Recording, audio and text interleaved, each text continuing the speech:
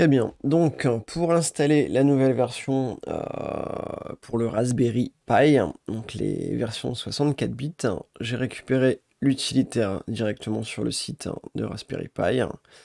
Utilitaire qu'il faut simplement lancer. On choisit le système qu'on veut. Moi, je vais aller lui mettre la version 64 bits en version light. J'ai pas besoin d'interface graphique. Je lui mets ma carte, écrire. Cela va tout écraser. Oui. Et ensuite, à partir de là, eh bien, il nous faut simplement patienter le temps que l'écriture se fasse, que la vérification se fasse. Et ensuite, on pourra aller démarrer sur le Raspberry et voir un petit peu ce qu'il nous indique. Allez, je vous mets en pause et je vous reprends une fois que tout cela est terminé. Voilà, donc la carte est mise en boot.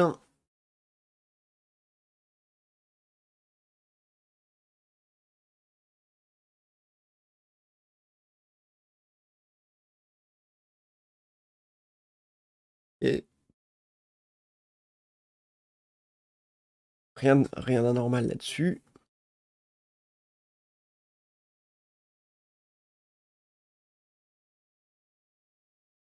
Voilà, ça va écrire tout ce que ça a besoin d'écrire.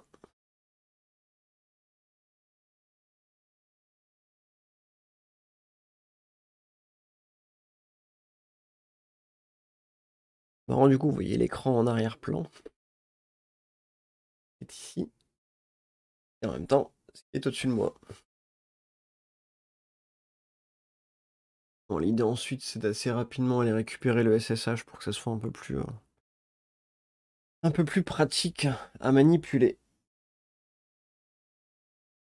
Donc là, typiquement, il faut patienter le temps que ça boot. Je vais vous mettre en plein écran.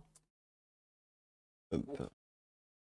Voilà, donc par défaut, l'utilisateur c'est Pi, PI, et l'identifiant Raspberry. Alors le A, attention, c'est un Q. Le raspi config, et on arrive à un endroit sympathique.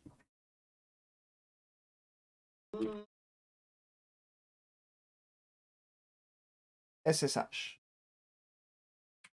Yes.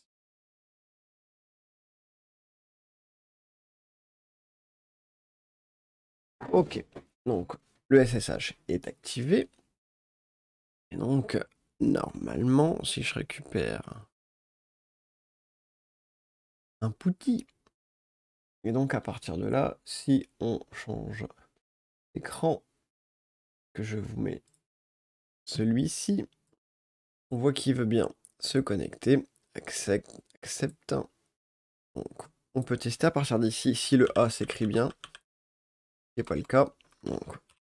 Donc pi, et donc R, Q, S, P, B, E, R, R, Y. Logiquement, ils m'en vont me gratter parce que je dois déjà être connecté là-bas. Hop. Donc là-dedans, je cherche français.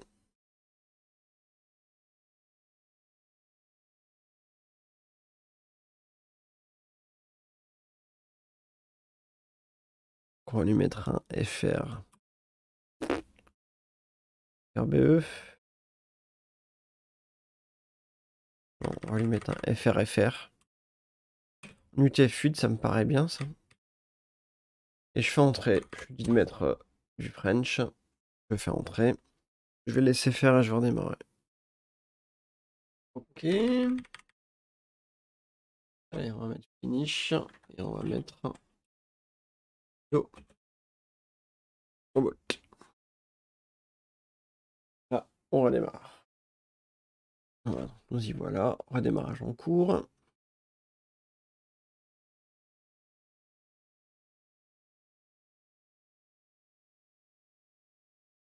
Ok. Et ça nous demande de nous loguer. Alors, moi je vais essayer de le faire. Hop. Direct d'ici. On va voir s'il va vouloir. Donc, est-ce que les A ont bien des A? Donc voilà, il faut juste reboot. Donc, pi, rasp, berry, hop, comme on l'écrirait normalement. Et on a comme ça bien accès à l'ensemble. Donc, pour installer le tout, je me base sur le fameux Framboise 314. Alors, première étape, effectivement, c'est mettre à jour apt-get update l'ensemble. Il va sûrement me demander le mot de passe utilisateur, enfin le mot de passe PI, ou pas, même pas. C'est ok, donc bon, on laisse tourner, ça peut prendre un peu de temps, pas d'inquiétude. Et le temps qu'on fasse ça, eh bien on peut voir que de l'autre côté, pour lui, il reste exactement au même endroit. Donc une fois les configs faites, on reboot, et ensuite on peut prendre la main avec Putty, c'est un peu plus pratique. Donc changer le clavier, prendre une version FR, et activer le SSH pour pouvoir ensuite se connecter avec Putty. Ce sera bien plus facile pour copier les lignes de commande et pour les mettre en place. Opération, non. Peut-être cliquer dedans, ça ira mieux. Oui, roule.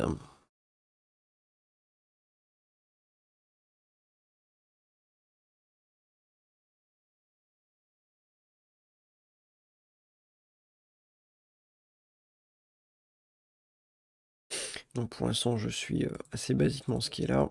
Et ensuite, on va passer à la deuxième partie. Donc là, l'OS étant installé à 9, il risque d'y avoir quand même pas mal de mises à jour qui vont se faire. Il n'y a rien à faire, hein, si ce n'est patienter. Quand il vous demande est-ce que vous voulez l'installer, faire O et entrer.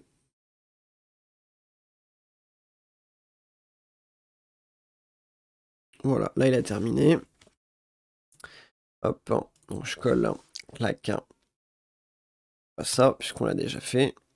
Donc je copie cette partie, clac. Et ensuite, on exécute. Clac. On laisse tourner.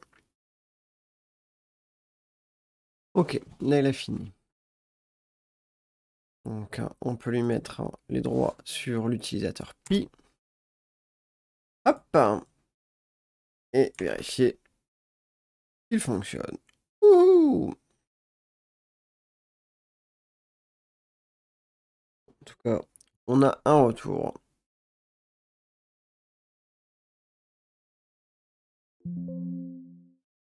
Voilà, avec un Docker version qui remonte bien. Donc, ça nous dit de faire un reboot ensuite. Donc, on reboot. Ok, donc, une fois qu'il a fait ça, je me relog sur mon IP, port par défaut 22, hop, login, puis Raspberry. Ok, mot de passe, vous pouvez le changer, bien évidemment. Bon, dans mon cas, je le fais pas puisqu'il n'y a aucun accès vers l'extérieur, donc enfin, pas d'accès via un port que j'ouvre pour l'interroger. Donc, circuit fermé. Je ne vais pas aller plus loin en sécurité. Donc, si je reprends cette commande,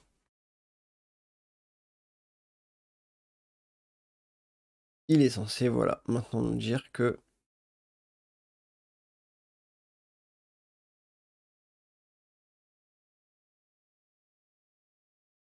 coucou.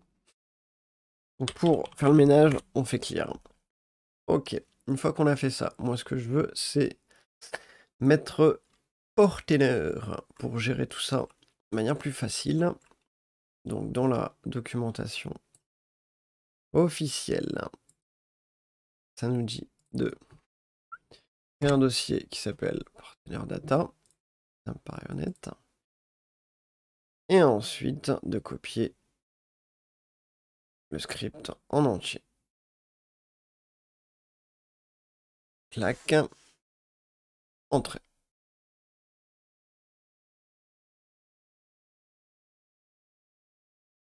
Copier-coller, hein, ni plus ni moins.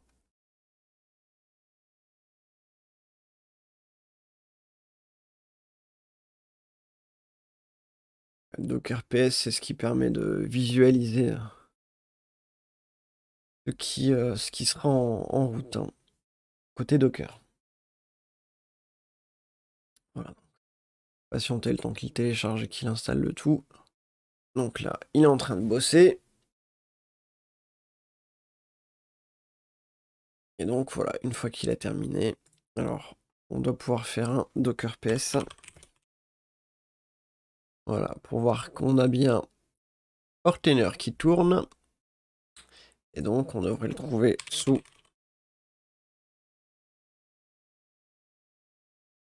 50.10. 2 points quoi? 94,43.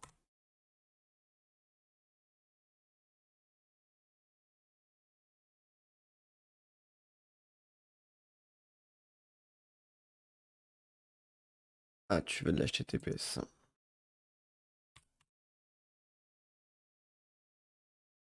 C'est globalement ce qu'il nous dit. Donc là, pour le coup, il faut accepter. On a ce message parce qu'on n'a pas de certificat dessus, mais on arrive bien au bon endroit. Hop, qui était ici. Donc, en password, on va lui créer un username. Pas différent.